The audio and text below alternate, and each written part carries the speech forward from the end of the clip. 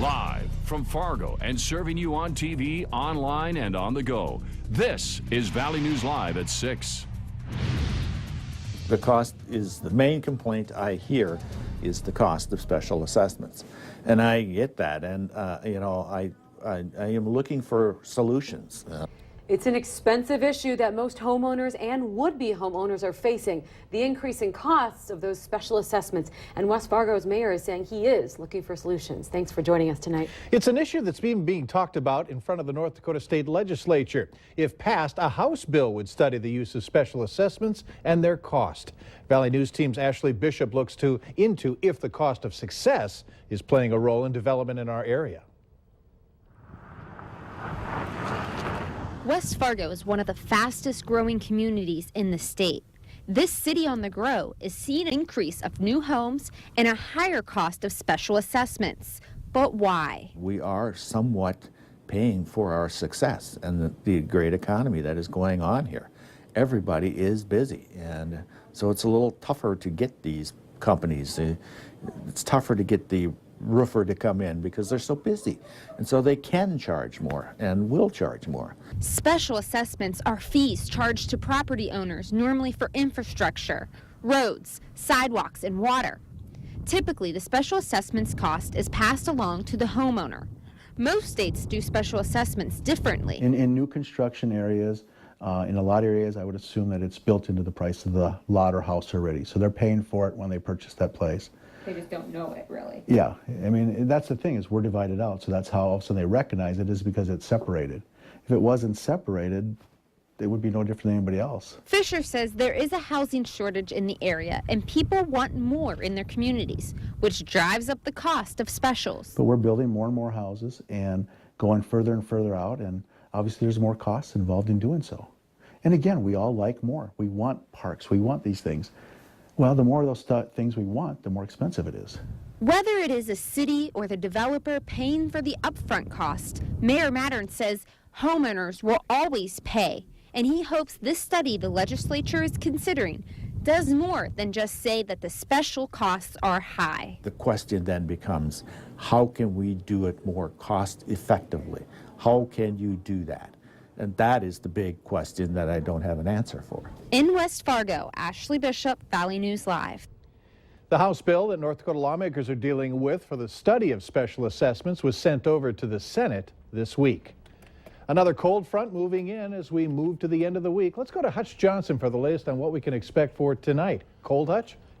Yeah, that's a good bet tonight because we have another Arctic air mass sliding into the northern plains. Temperatures already in the single digits, although most of us holding on to just above zero temperatures. Hey, it's near freezing in Little Rock, Arkansas tonight. The cold air spreads way to the south. A wind chill advisory in effect for our entire viewing area once again overnight as our temperatures will slide below zero within the next hour. So get out and enjoy. It'll be unbalmy with dangerous wind chills through the overnight. We'll have details on how long this Arctic air mass stays in place, and we'll talk about your next chance of snow all coming up here in just a few moments. All right, thanks so much, Hutch.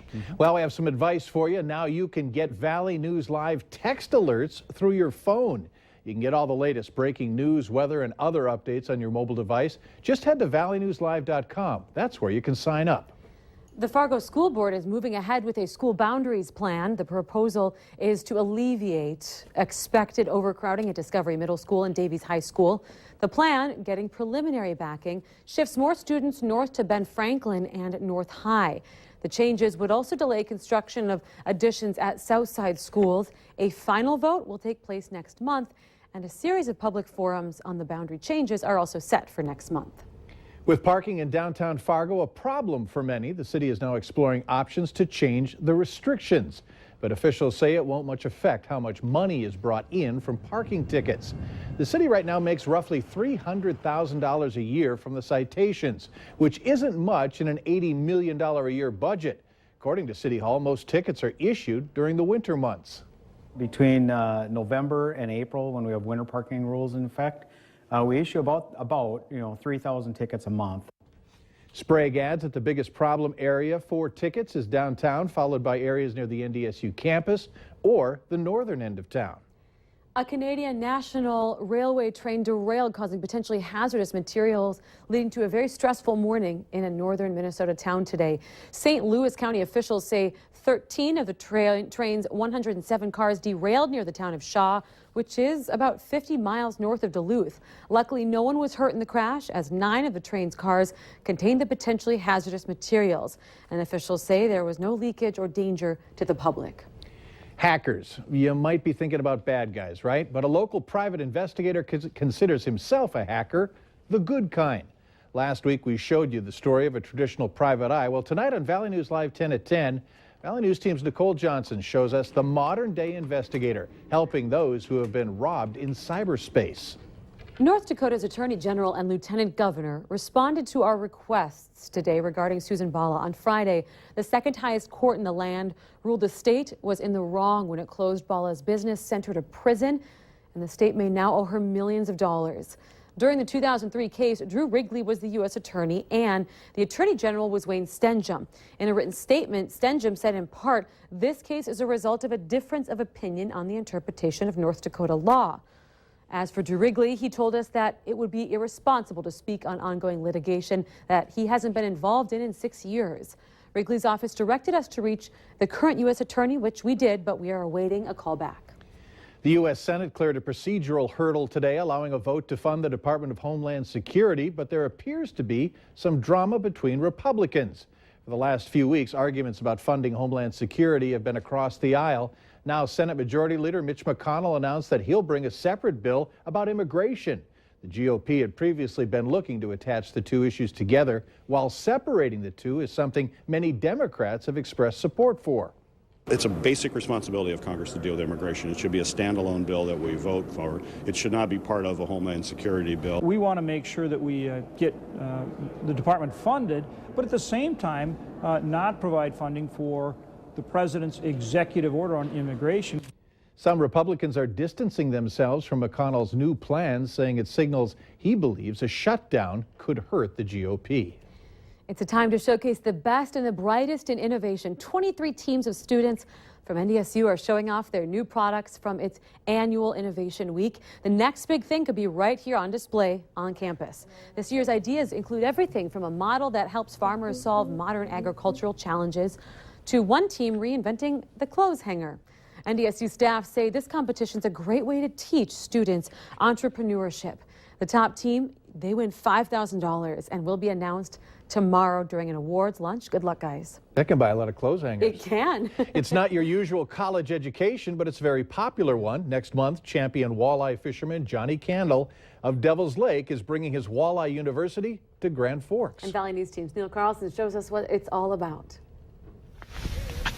On a nice pothole here in North Dakota, just slamming the yellow perch. Summer is coming, and Johnny Candle will be off the ice and ready to show you everything he knows about catching walleye during a one-day seminar at Shields in Grand Forks. We start early in the morning, about 10 o'clock. It goes till 5 o'clock in the afternoon.